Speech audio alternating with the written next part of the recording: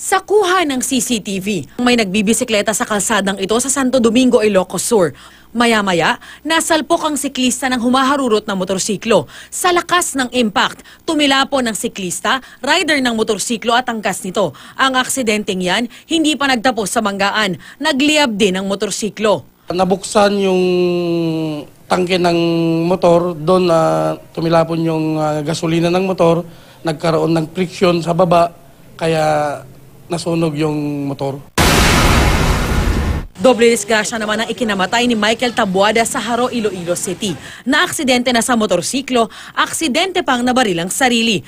Lumalabas sa investigasyon na nabangga ng owner-type jeep ang nakamotorsiklong biktima. Nang matumba si Tabuada, kumagat ang gatilyo ng dala niyang baril at napuruhan siya. Isinugod agad sa ospital ang biktima pero namatay rin kalaunan. Darlene Kai, GMA News.